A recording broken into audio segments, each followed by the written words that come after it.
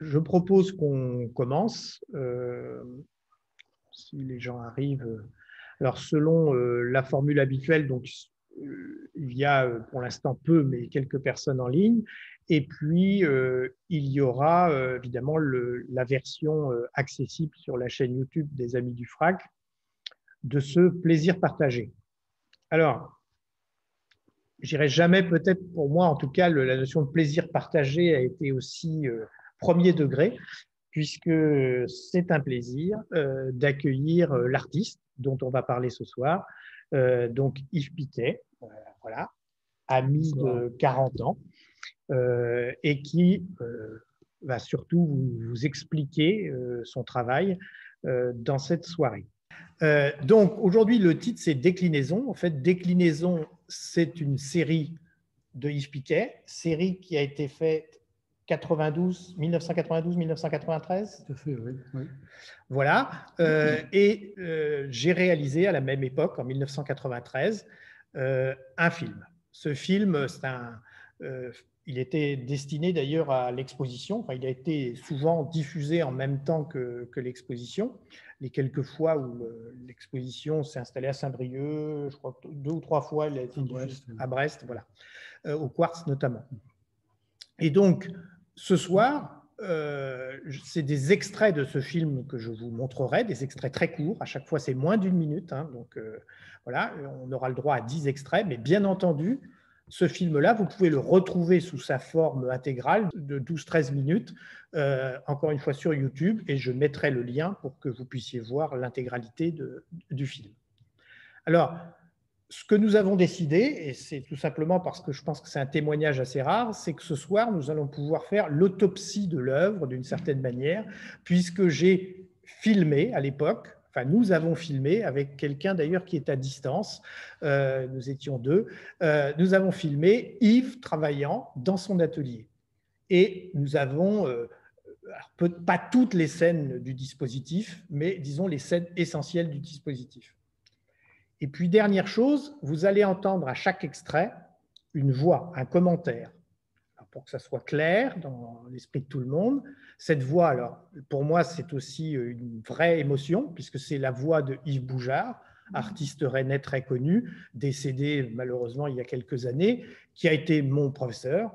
Et donc, voilà. Mais le texte, je l'assume, c'est bien le texte que j'ai écrit qui a été mis dans le catalogue, mais qui est dit par Yves Boujard, qui avait accepté, parce que j'ai un peu de mal avec ma voix en vidéo, donc voilà, comme beaucoup de gens, quand on s'entend, des fois c'est assez désagréable, donc j'ai préféré utiliser une très belle voix, en plus de Yves Boujard, pour lire ses commentaires. Vous voyez donc le dispositif. Je commenterai donc pas les extraits, puisque vous m'entendez pendant ces extraits, enfin, via la voix de Yves, encore une fois, et évidemment, je passerai la parole au maximum en le relançant à chaque fois sur une question à Yves pour que ce soit lui qui témoigne de cette aventure. Voilà, une fois que le dispositif est bien compris, nous allons pouvoir avancer. Nous allons lancer le premier extrait. L'immersion de la toile dans le bain de brou de noix attribue au support une référence colorée qui contrariera ou exaltera les contrastes de valeurs mis en œuvre par la suite. En marge de cette spécificité chromatique, l'opération de trempage engendre une série de manipulations. Froissure, essorage et défrippement. Les modifications de l'ordonnance, de la tension et de la pigmentation des fibres constitueront autant d'accidents qui interféreront à la fois sur le geste du peintre et sur le regard du spectateur. Yves, on démarre par finalement ce premier geste de la toile trempée dans le brou de noix, une préparation de la toile qui, je pensais en revoyant ces images que finalement les artistes ont toujours préparé leur toile. Et toi, tu donnes quel sens donc à cette préparation ? Moi, je ne donne pas un sens à l'histoire. Effectivement, les artistes préparaient leur toile. Moi, simplement, j'utilisais avant cette série-là des peintures, des tissus écrus, et à un moment donné, je n'en ai pas trouvé dans le commerce, et j'ai souhaité à ce moment-là les tremper dans du brou de noix pour essayer de retrouver la référence du tissu et me permettre de travailler à partir de là. Je me suis aperçu avec le temps que ce brunois allait interférer beaucoup dans mon travail de peinture, dans les scènes que l'on va voir après, en fait. Donc, tu as, au-delà de cette série… Au-delà de cette série, en fait, ça a perduré jusqu'à aujourd'hui, ce trempage de tissus en coton, parce que je travaille sur des tissus en coton, jusqu'à aujourd'hui, en fait. Donc, c'est devenu un matériau de base dans mon travail. Nous sommes repartis. Hop. Donc, je vous propose le deuxième extrait.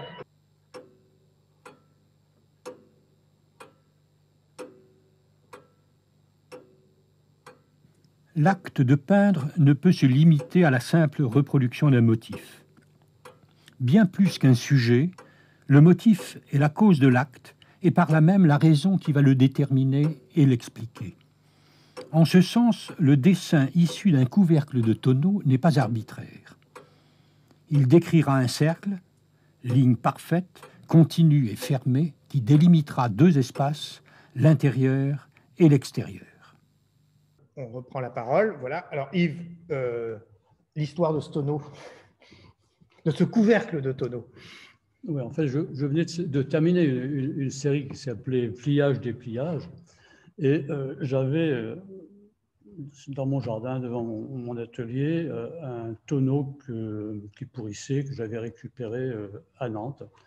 C'est un ami sculpteur que certains connaissent peut-être, qui s'appelle Mourad Horch. Et ce sculpteur qui habitait Nantes avait entre autres réalisé les deux gros lions qui se trouvent devant le palais de palais de justice, qui aujourd'hui c'est le Radisson, hein, c'est un hôtel.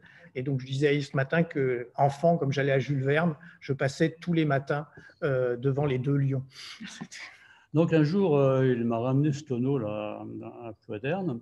Enfin, cet ami, ce sculpteur, j'avais connu parce qu'il était venu participer à la restauration de l'église du village qui avait brûlé.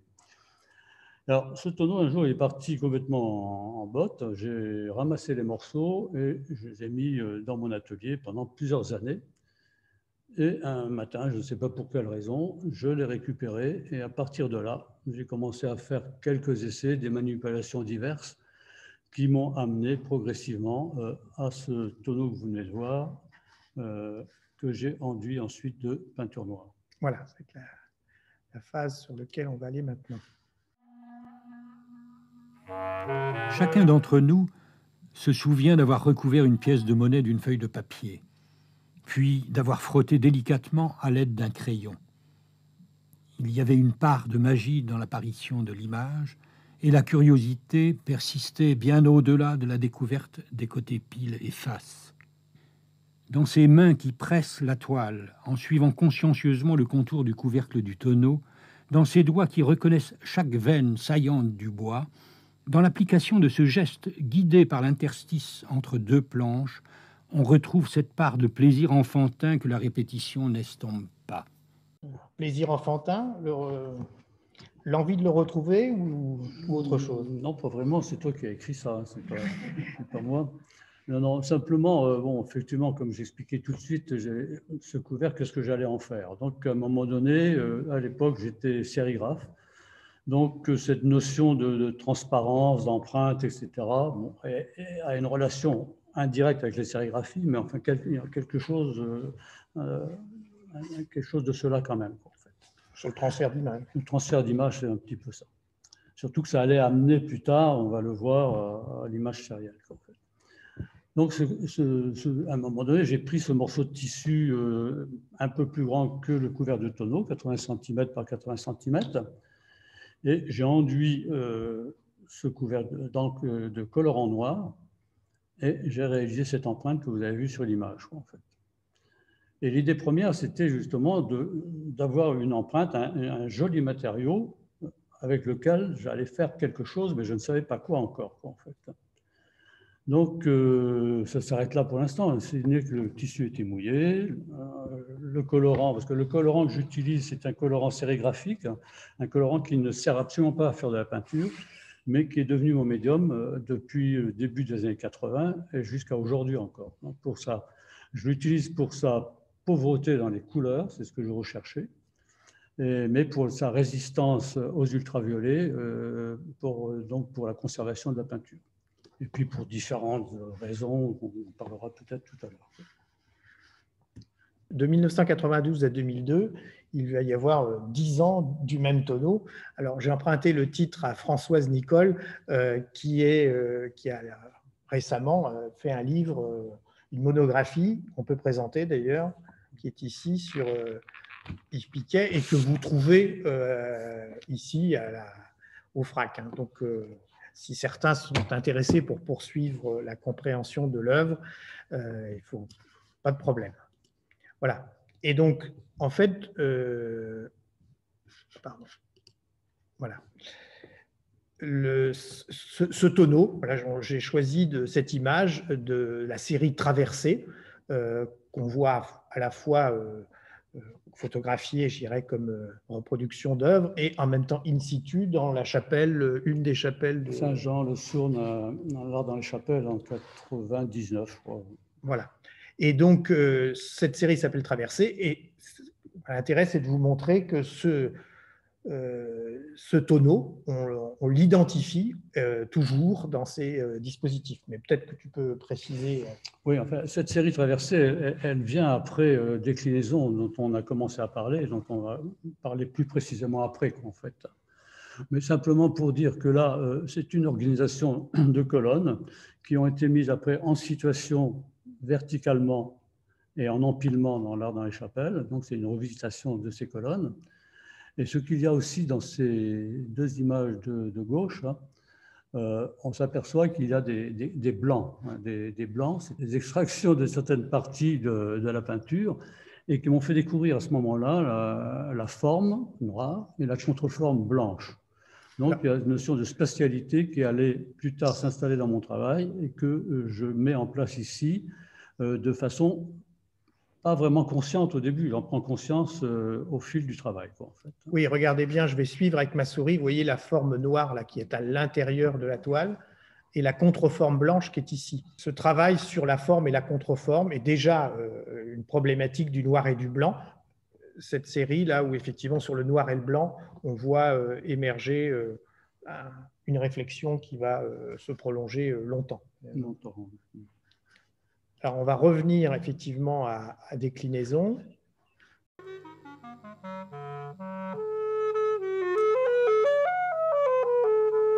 Dans la déchirure, il y a à la fois une certaine fragilité, celle du tissu qui s'effrange, et une grande rectitude, celle de la coupe qui suit le droit fil. Pour Yves Piquet, la déchirure est d'une part la réponse à une certitude, celle de la division modulaire la plus appropriée d'un point de vue plastique, et d'autre part la source d'une relativité, celle des positions respectives des lignes imprimées et de la ligne de coupe. Alors sur la déchirure, on le voit au début du film, c'est 20 cm 2, c'est une mesure étrange. Oui, déjà pour les 20 cm 2, c'est-à-dire que la toile, comme vous l'avez vu, quand je l'ai trempée dans le brun noir, ensuite je l'ai défroissée, mais elle restait malgré tout froissée. Et je voulais arriver à une lacération de 20 cm. Et à ce moment-là, bon, effectivement, il fallait calculer 20 cm 2 pour pouvoir retrouver mes 20 cm après les différentes manipulations qui allaient suivre, quoi, en fait. La toile humide se rétracte. Oui, la toile se rétracte, bon, etc. Donc c'est simplement ça.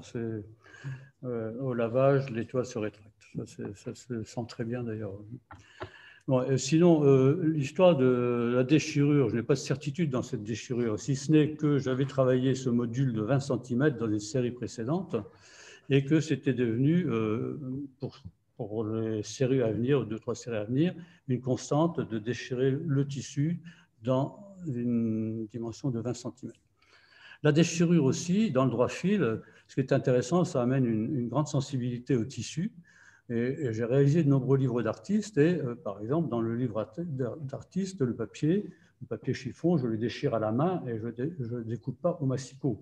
Parce qu'au masticot, on a une grande froideur dans la coupe, alors que lorsqu'on le plie, on le déchire comme ça à la main, on a une sensibilité. Donc cette sensibilité, on la retrouve dans la déchirure, dans le droit fil, quoi. Et ça va jouer dans le futur, dans ce qu'on va voir dans la Suisse, quoi, en fait.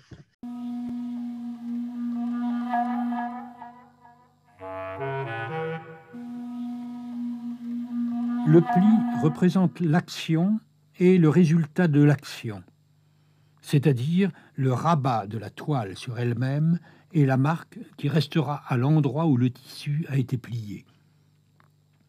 Le pli, c'est à la fois la fermeture du volet textile et l'ouverture du volet pictural. Cette phase charnière est cependant motivée par un objectif unique, l'épuration du signe.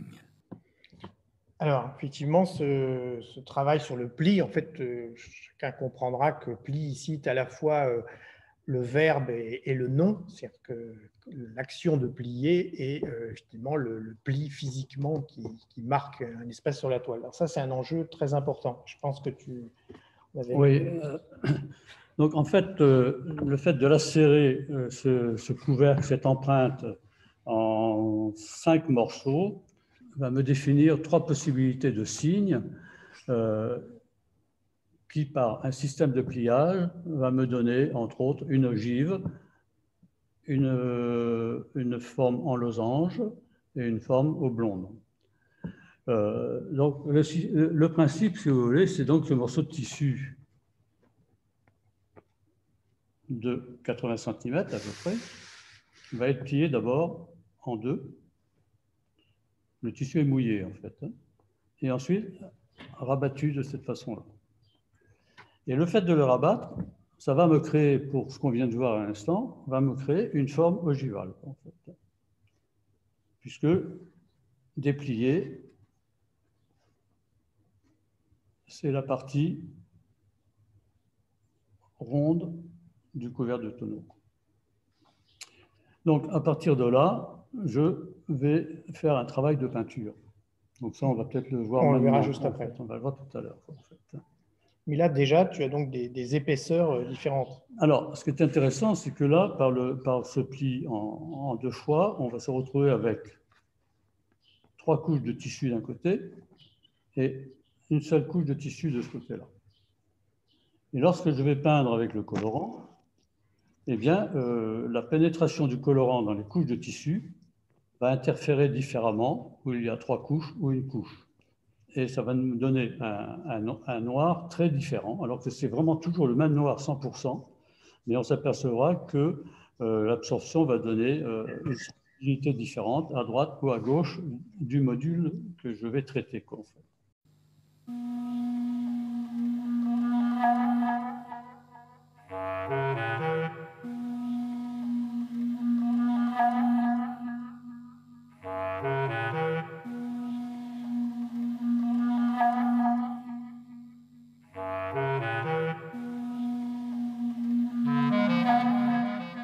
La figure est un procédé de langage destiné à rendre la pensée plus évidente et qui en particulier peut jouer sur la forme et l'ordre des mots.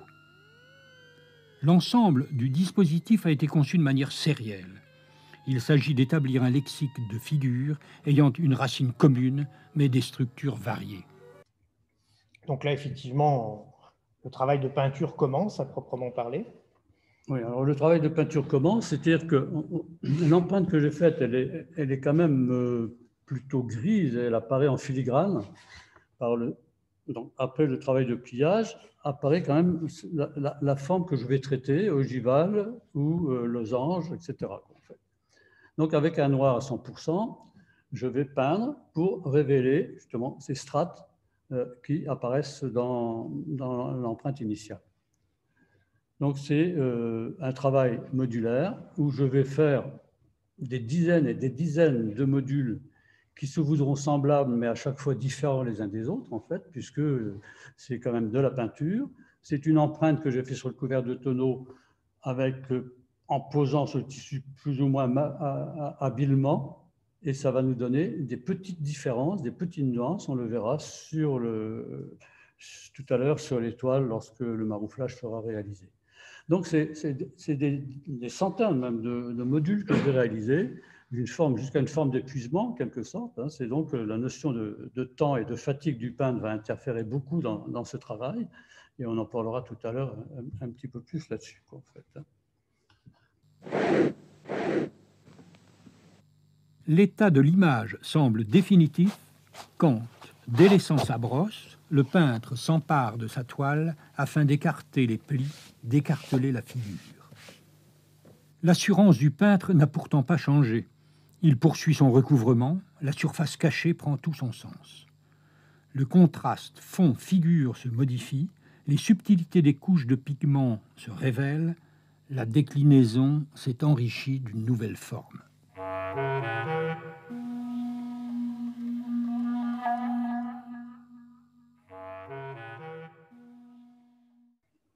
Voilà. Alors, effectivement, tout d'un coup, on se dit, ce pliage, finalement, il sert à quoi? Parce qu'il y a redépliage derrière. Alors là, je vais faire en fait le chemin inverse. Hein. Le travail de peinture a été réalisé pour un module. Et à ce moment, je vais faire le chemin inverse, c'est-à-dire que je vais ouvrir tout ça parce que tout ça c'est collé avec la peinture. Donc, il y a un petit effort, on sent le bruit là, dans la vidéo. Crac, voilà. Et la partie cachée est vierge de couleur. En fait. Alors, un travail supplémentaire va se faire et un nouveau signe a été réalisé puisque j'ai retrouvé à ce moment-là la forme extérieure du tonneau. Donc, c'est un nouveau module qui va naître de cette façon-là. Mais la partie cachée, je vais la peindre. Et je vais la peindre en noir 100%. Oui, donc il y a un deuxième travail de peinture. Un autre travail de peinture. Mais oui, mais c'était vierge de couleur à ce moment-là. C'était juste le tissu brut avec l'empreinte en filigrane. Et ce noir, eh bien, il va apparaître beaucoup moins noir que lorsque le module était plié. Donc, on va se retrouver avec une nouvelle valeur de noir. Donc, ce travail qui se veut absolument répétitif et qui pourrait apparaître comme décoratif va rester véritablement de la peinture et on va avoir une sensibilité de ce module, en fait, et non pas une image décorative.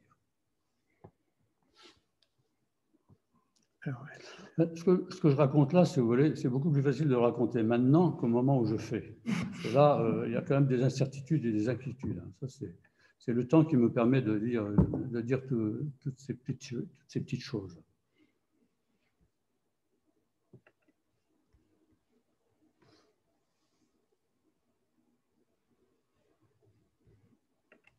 Alors, on ne peut pas ne pas parler de pli-repli puisqu'on vient de voir l'importance du pliage dans ce travail sur déclinaison et donc de 2015 à 2019. Donc, vous voyez que là, on est très proche d'aujourd'hui.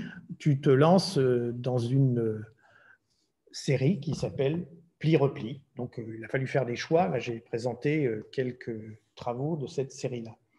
Alors, est-ce qu'elle se situe dans la continuité ou c'est un autre travail sur le... Alors, pour moi, c'est dans la continuité. C'est-à-dire que sur la forme, on a l'impression qu'il y a vraiment une très grosse différence avec déclinaison, mais sur le fond, c'est exactement la même chose. Enfin, c'est pratiquement la même chose. C'est-à-dire, dans mon travail depuis les années 80, j'ai, sans conscience véritablement, mais je m'en rends compte maintenant avec le recul, j'ai toujours eu ce besoin de cacher, de réduire et de donner à voir un minimum. Et là, dans ce travail, c'est un travail sur le froissage à partir d'une toile, d'un tissu toujours enduit de brune noire, un tissu qui fait à peu près 50% plus grand que la toile finale. Et après tout un travail de manipulation divers pour avoir une peinture cohérente, parce qu'il faut qu'elle soit cohérente avant de la froisser, je vais la froisser pour la réduire au maximum et créer justement des éléments qu'on ne va plus voir, si vous voulez. On va plus avoir cette possibilité de voir ce qui se passe dessous, puisque je l'ai caché par froissage, en fait. Et c'est une peinture à ce moment-là qui va vibrer beaucoup, qui va bouger. Et si on s'en approche de très près, notre regard va se perdre dans cette peinture, en fait. Mais le principe, c'est toujours la volonté de cacher et parfois dévoiler aussi. Ça arrivera dans d'autres séries où le caché, révélé, les choses vont se cacher, vont ressortir, etc. Et voilà un petit peu le... Dans le processus de pliage, là, oui. c'est assez facile, mais on pense à Entaille. On se dit que lui aussi a utilisé ce dispositif-là. Oui, tout à fait. Alors, honnêtement, je dirais que quand j'ai fait ce travail-là, qui a été la conséquence d'une série qui a précédé, je n'ai pas passé à entaille, mais entaille, il est quand même dans mon vocabulaire et dans ma pensée, parce que je vis avec mon époque, donc je connais son œuvre. La différence avec entaille, c'est que entaille, lorsqu'il froisse et qu'il peint, après il défroisse. Et son œuvre, elle est défroissée. En fait. Et c'est comme ça que son œuvre se révèle. Et la mienne, elle reste froissée. Elle reste cachée. En fait. Lui, il cache d'abord et il révèle après. Et toi, tout reste caché. Et moi, tout reste caché.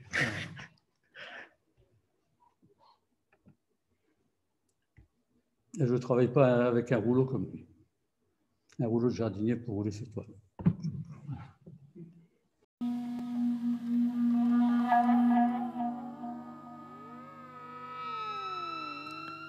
L'encollage des pièces peintes sur la toile de renfort est décisif en ce sens qu'il fixe définitivement la composition. Cette opération technique influe sur certaines qualités sensibles du travail. Ainsi, la colle réagit différemment selon l'épaisseur du tissu et selon le nombre de recouvrements. Elle crée de ce fait un nouveau type de contraste entre degrés de matité et de brillance. Ces images qui mûrissent à chaque étape ne sont rien d'autre que les fruits de l'expérience. Voilà. Donc là, on commence à comprendre comment se présente, à entrevoir le résultat final, c'est-à-dire qu'effectivement, il y a un process d'encollage, de marouflage sur des toiles beaucoup plus grandes. Voilà, alors à ce moment-là, sur des toiles beaucoup plus grandes qui iront de 2 mètres de haut, 3,60 mètres, 5 mètres à peu près, et même plus, je vais maroufler les petits modules dont on a parlé tout de suite. Donc, je vais maroufler des dizaines et des dizaines de modules. Donc, comme je disais tout à l'heure, qui se voudront semblables, qui seront en fait tous différents. Alors, pour certains signes, ce sera le même signe qui apparaîtra tout le temps dans une construction légèrement différente. Et dans d'autres signes, je ferai des alternances qui créeront des turbulences dans la toile. En fait. Après, il y a le marouflage. Alors, comme dit Patrice et Yves Boujard, c'est le fruit de l'expérience, ça, j'en doute. C'est beaucoup plus la conséquence, le résultat de ce marouflage qui m'a fait découvrir que ça pouvait apporter une nouvelle noirceur à la toile et surtout un aspect un peu goudronné à la peinture. Mais ça, je ne le savais pas à l'avance. C'est la colle que j'ai utilisée qui a fait des résurgences et qui a amené ce côté un petit peu granitique et puis un peu brillant aussi. En fait. Donc, c'est une bonne surprise, mais ce n'était pas véritablement volontaire. En fait. Donc, c'est des grandes toiles souples, en fait. Au final, c'est des grandes toiles souples qui peuvent être roulées, hein, parce que la collection elle a des 14 peintures appartiennent à la collection du FRAC, en fait. Hein. Donc, elles sont roulées, elles sont en rouleau. Voilà. Et malheureusement, je pensais pouvoir vous en présenter, mais vu les dimensions, en fait, c'est complexe à mettre en œuvre dans les réserves, ce que je peux comprendre. Juste une question quand même sur on a vu le module, puisque tout ce qu'on a vu depuis le début, là, c'est le travail sur un module, et puis après, on passe à un nombre de modules déterminés ou ils sont déterminés. Ils sont déterminés dans le sens, je décide, je sais que le module il peut faire 80 cm lorsqu'il est déplié, il peut faire 40, ouais, c'est ça, 40. Et puis je vais déterminer une longueur de toile, parce que je sais pertinemment que si la toile est trop petite, la démonstration que je veux faire sur l'image sérielle et répétitive ne va pas être convaincante. Donc, c'est tout à fait arbitraire, mais je décide d'une certaine longueur et à partir de là, je crée des modules en conséquence. Donc, ces modules créés en conséquence, et comme je disais tout à l'heure, c'est par dizaines et dizaines. Donc, ça, c'est vraiment quelque chose qui devient artisanal et non même plus artistique, puisque j'ai défini toutes les règles bien avant. Et ces règles, surtout dans cette série-là, dans d'autres, ce sera un petit peu plus libre. Mais dans cette série-là, je me contrains à travailler avec du noir, à plier de telle et telle façon, à déchirer de telle manière, de façon à ce que tous les signes, tous les modules soient se veulent identiques sans lettres, en fait. Voilà un petit peu le processus. Donc, on va les associer en collant sur des grandes longueurs. On en verra tout à l'heure. Oui, oui, on les présentera, les 14 toiles.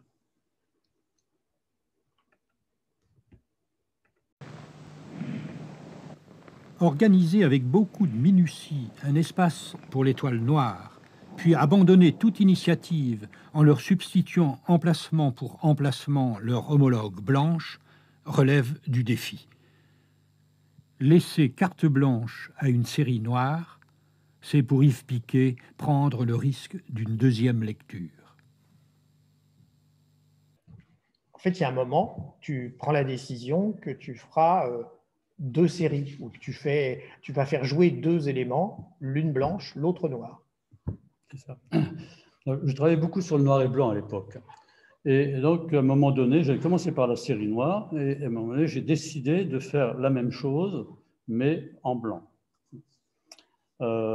Sans en connaître vraiment les conséquences, si ce n'est que les séries noires et les séries blanches devaient avoir exactement la même dimension. C'était donc des toiles entre 3,60 m, 4,80 m, etc. Donc, elles pouvaient se substituer l'une par rapport à l'autre dans un accrochage, et c'est ce que j'ai tenté de faire, quoi, en fait. Oui, donc au quartz. Au quartz, à Brest, oui. Alors, ce que je me suis aperçu déjà avant de l'accrocher au quartz, je me suis aperçu que confronter une toile noire à une toile blanche, ce qui vous apparaissait au regard, alors que c'était les mêmes signes, ce n'étaient pas les mêmes éléments qui venaient à votre regard en premier. Ça, peut-être qu'on pourra faire la démonstration tout à l'heure. Donc, ça, c'était déjà assez intéressant de se rendre compte que le résultat n'était pas le même. Mais je ne voulais pas les confronter côte à côte. Je ne les ai jamais confrontés côte à côte.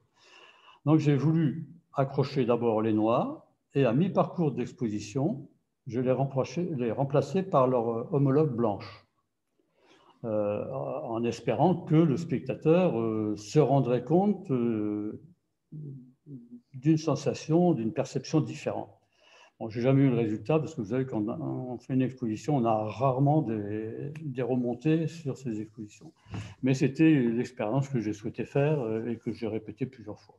Mais elles n'ont jamais été, le noir et le blanc n'a jamais été confrontés côte à côte. Non, ce qui était assez étonnant, il aurait fallu effectivement, ce qui est rarement le cas, que les gens aillent 2 fois à l'exposition. Enfin, c'était sur un mois, et donc au bout de 15 jours, hein, tout a changé. Non, le quartz, c'était plus longtemps. C'était plus longtemps. Oui, après, dans d'autres endroits, c'est sur 15 jours. Oui. Sur un mois, donc 2 fois 15 jours. Il fallait vraiment revenir voir l'exposition. Déjà, venir voir une fois, c'est déjà beaucoup. Mais effectivement, ce pari est assez étonnant dès le départ, puisque il y a presque 2 expositions en une, quoi, de perception des choses. Il y a 2 expositions en une, tout à fait.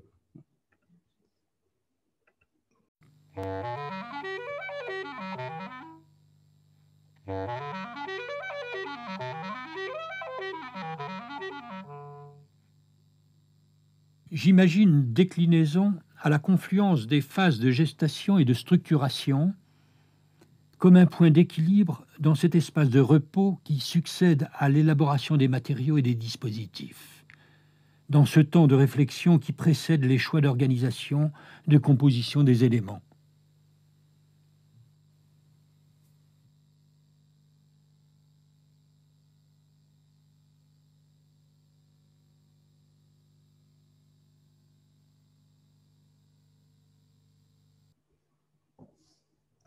Alors là, en fait, on fait référence à... pardon. Hop.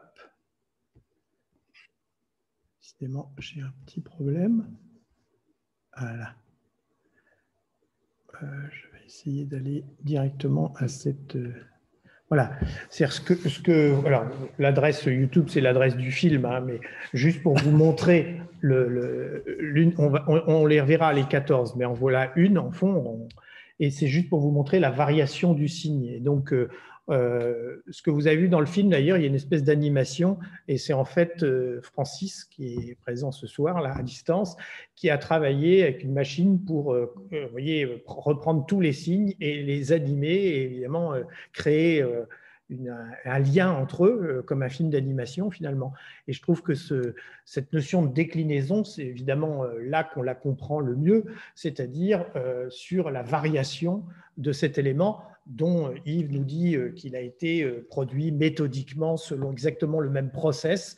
Et pourtant, nous, je dirais spectateurs ou visiteurs de l'exposition, c'est autant de signes et donc un vocabulaire étonnamment riche et varié par rapport à une méthode qui, elle, est très rigoureuse. Alors là, c'est le module de la partie haute du tonneau, donc la partie pliée. Et effectivement, comme j'expliquais tout à l'heure, le tissu, la déchirure, les différentes manipulations n'étant jamais tout à fait les mêmes, ça va générer par le pli des signes qui se veulent identiques et qui sont tous différents. En fait. Et alors, on ne le voit pas, là, on ne voit pas très bien, mais on pourrait le voir sur un module tout à l'heure. Là, justement, la qualité des noirs varie justement dans le pli et ça se voit très bien. Il y a des gris plus ou moins forts alors que c'est le même gris à 100% qui a été passé. Donc, ça va donner de la vibration et de la sensibilité à cette peinture qui pourrait être froide et décorative. En fait. Alors là, on est vraiment dans l'image sérielle, c'est-à-dire que c'est quelque chose qui, à cette époque-là, était assez obsessionnel chez moi puisque je faisais de la sérigraphie en tant qu'artisan, en fait. Et je répétais des images à longueur de journée que je mettais à sécher sur une clé de séchage. Et c'est quelque chose qui a complètement influencé mon travail de peintre dès le début des années 80. Donc on peut dire que la sérigraphie a fait un transfert dans mon travail de peinture et a certainement eu une grande influence jusqu'à aujourd'hui sur tout ce que j'ai pu réaliser en 50 ans. Quoi, en fait. Alors, juste... je vais fermer le diaporama pour ça. Hop.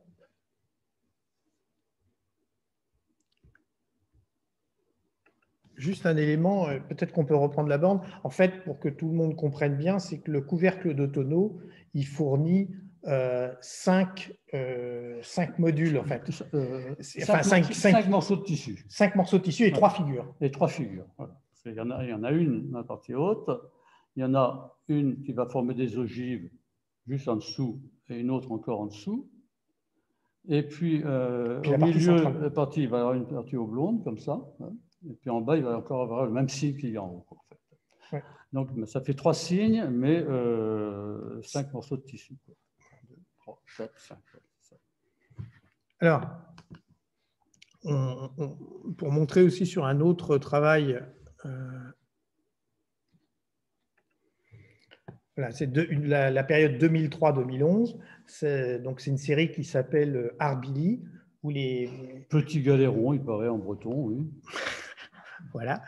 Et donc, voilà un exemple d'œuvre.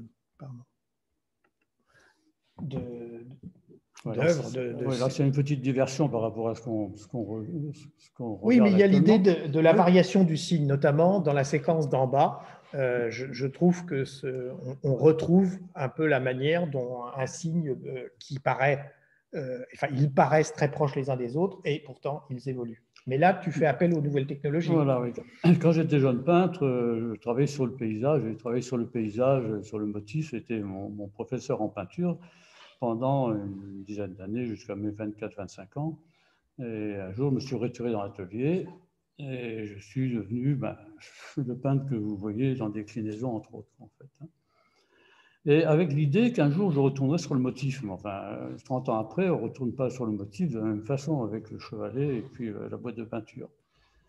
Et là, j'ai décidé de retourner, c'est tout à fait le hasard d'ailleurs, je suis retourné sur le paysage que j'avais quitté 30 ans auparavant.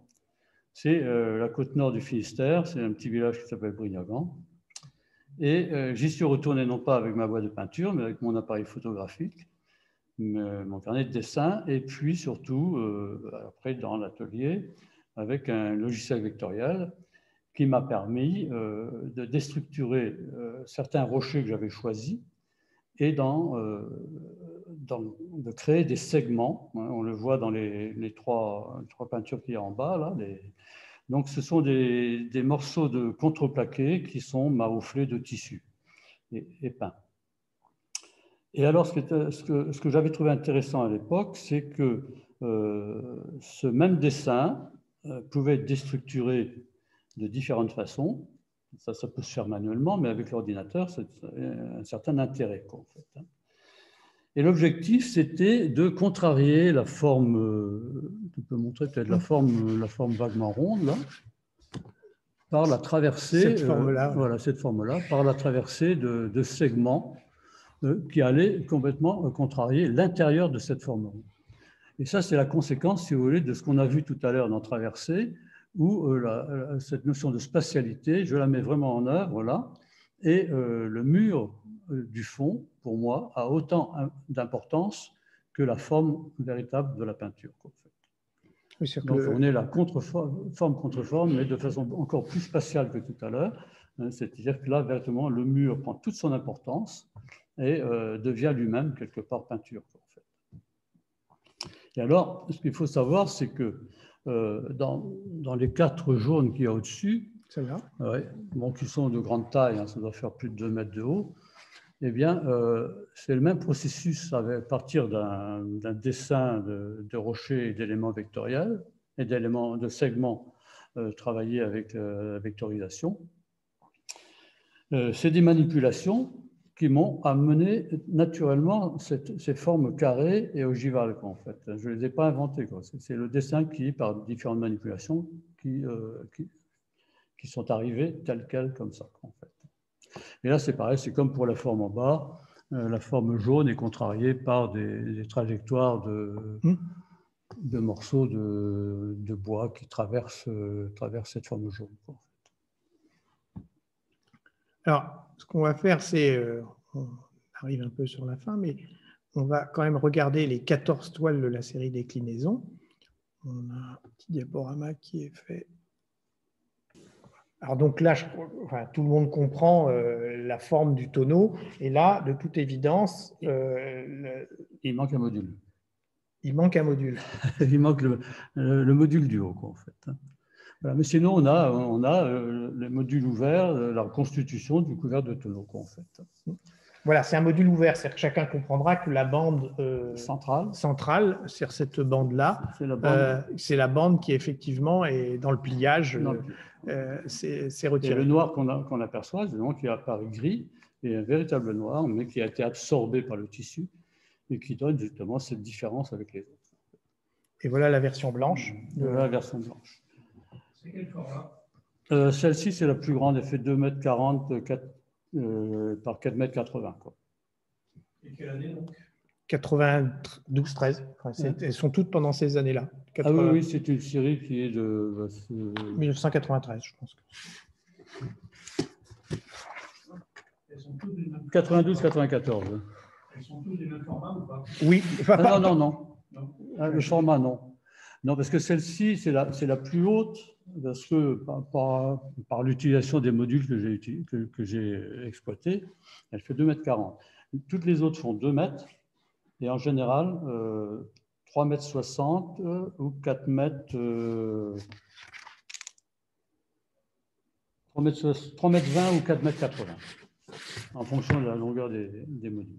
Par rapport au couvercle du tonneau, pour bien comprendre, en fait, il y a sur chaque élément, là, j'encadre un élément, on voit 1, 2 et 3. Donc, il n'y a pas l'élément complètement inférieur et l'élément totalement supérieur. Voilà. Donc, Et alors, à l'intersection justement du module rectangulaire, tu remontes, voilà, on a une colonne là, oui, cette colonne-là qui se dessine. Voilà. Cet élément-là, qui sera exploité de manière comme un langage en soi, dans ce qu'on a vu tout à l'heure traverser. C'est intéressant, c'est le coup de le dire au sens propre, de traverser les œuvres pour voir comment elles se répondent les unes et les autres. Alors, ensuite, il y a celle que nous avons vue tout à l'heure, là, qui est uniquement cette fois-ci sur les segments d'en haut, on est d'accord? Voilà, sur le module d'en haut. Oui. Voilà, la version blanche. C'est là où on voit d'ailleurs la variation des fonds sur le blanc. Enfin, blanche, c'est relatif, parce que là, on se rend compte de l'influence du brun noir.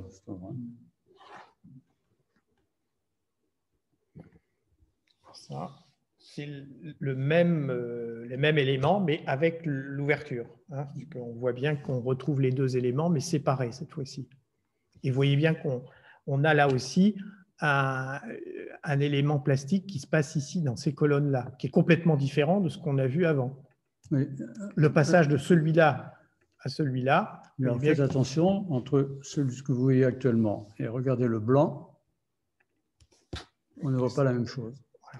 Le blanc, c'est ces éléments-là, oui, c'est ça, ces éléments-là qui apparaissent beaucoup en priorité et non pas l'aspect colonne. Je remontre les deux. C'est la version noire et la version blanche, mais vous voyez que la perception qu'on a et la manière dont s'organisent les motifs sont très différentes. Après, il y a ensuite... Alors là, je disais tout à l'heure que le signe ogival, bon, dans ce qu'on vient de voir, les signes avant, les signes sont organisés de façon très simple. Là, ils sont aussi... il y a des alternances, on a dans ce sens-là et inversé comme ça. Donc, ça va créer un rythme on le voit là, ici dans un sens. Voilà, chaque colonne est alternée en fait.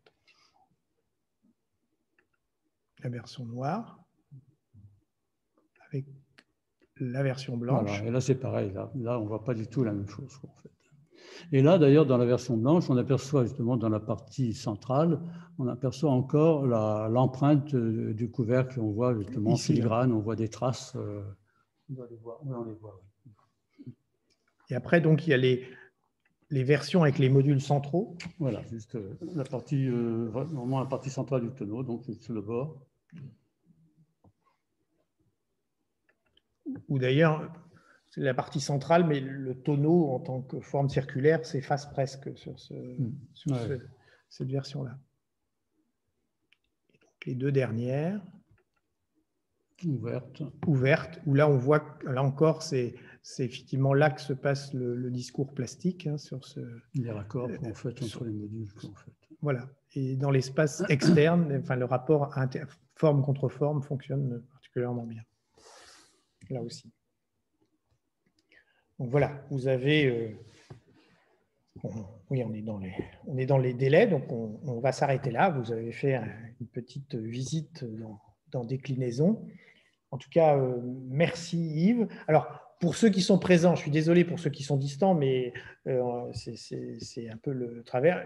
On a quand même amené un petit module et morceau de déclinaison pour que vous puissiez le voir et le toucher même, ce qui nous paraissait intéressant. Ben, merci à toi.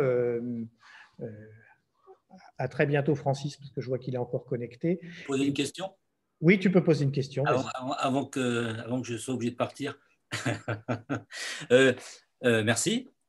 Visiblement, il y avait une diapo avec un peu plus de couleurs. Je voulais poser la question au sujet de la couleur.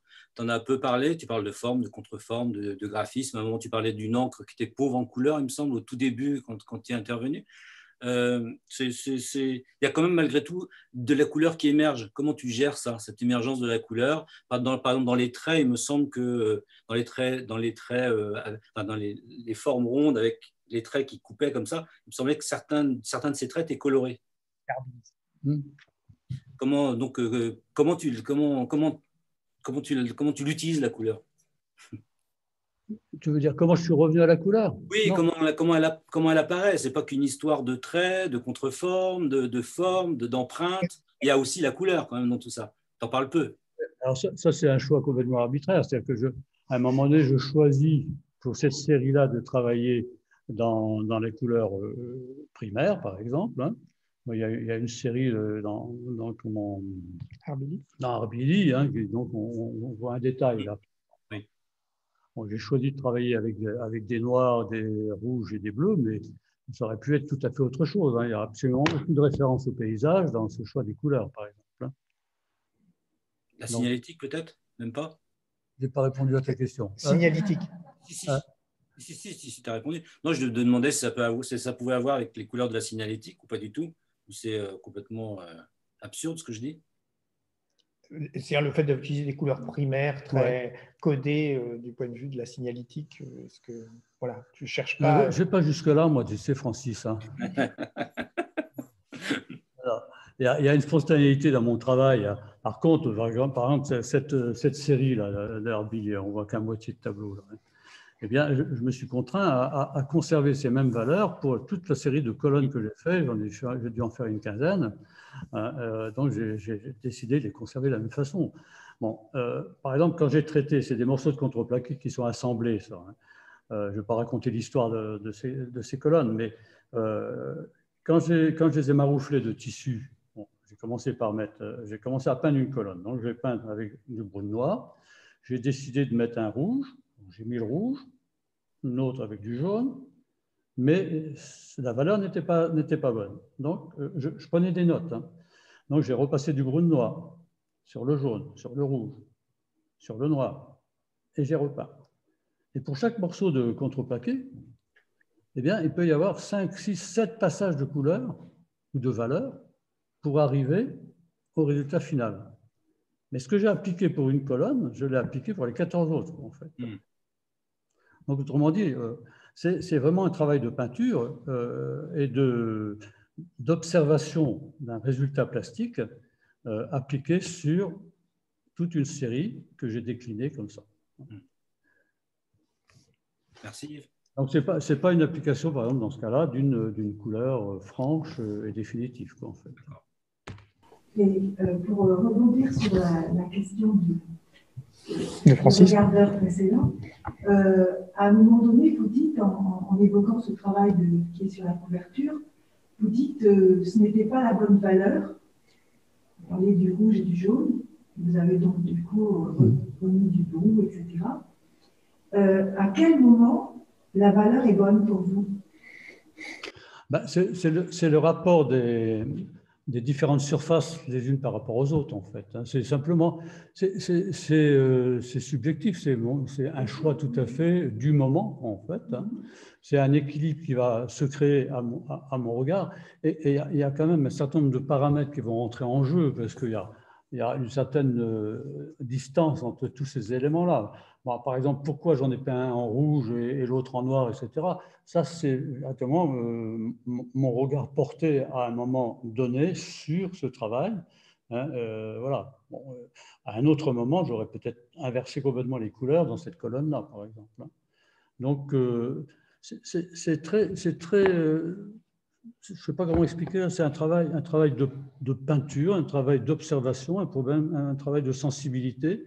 Mais justement, c'est peut-être ça aussi le mystère de la peinture, en fait, hein, où les choses ne sont pas toujours définissables, quoi, en fait. Je ne sais pas si j'ai répondu à votre question. Pas d'autres questions? Attendez, on va arrêter l'enregistrement. Ah pardon, excuse-moi. Oui, alors j'aurais une autre question, c'est par rapport au pli.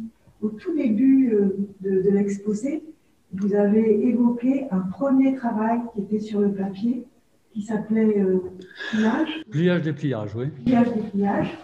Et quand j'ai découvert votre processus avec le tissu, qui est aussi un pli, voilà. Est-ce que... comment s'est fait ce passage, justement, entre pliage-dépliage en papier et pliage du tissu? Pliage de papier, non, il n'y a jamais eu de pliage en papier. Sur les croquis que tu faisais, ou sur la série, sur les dessins, tu as parlé que tu avais fait des dessins ou tu avais fait des choses sur le papier. Effectivement, moi j'ai entendu ça un moment. Hein? Ah oui, non, c'est sur les livres d'artistes. C'était sur la déchirure. Je pense qu'il y a eu deux choses. Non, j'ai parlé pour l'histoire de modules. C'est-à-dire que, donc avant cette série de déclinaisons que vous avez vues, j'avais fait une série qui s'appelait Pliage-dépliage. Ouais. Bon, en fait, à cette époque-là, je faisais des très grandes toiles souples, des toiles libres, qui étaient vraiment construites, hein, finies, etc. Mais j'ai trouvé un peu bavardes, quoi, en fait. Et j'ai décidé de les déstructurer, quoi, en fait. Et j'ai fait des tentatives diverses. J'ai pris des modules de 40 cm, 30 cm, pour arriver justement à ce module qui me convenait bien dans cette méthode de pliage, donc de 20 cm. Et ça m'a permis, si vous voulez, en déstructurant une peinture finie, ça m'a permis d'en reconstruire une autre, mais d'une autre façon, en cachant déjà par le pli, et à cette époque-là, en cachant par le blanc. C'est-à-dire que j'éliminais progressivement le trop perçu à mon regard de cette peinture. En fait. Donc voilà, cette notion de cachet, elle est là depuis très longtemps, même avant cette série pliage-dépliage. On pourrait remonter dans le temps comme ça. Donc voilà, et puis après, ça a amené donc, cette réflexion autour de déclinaison.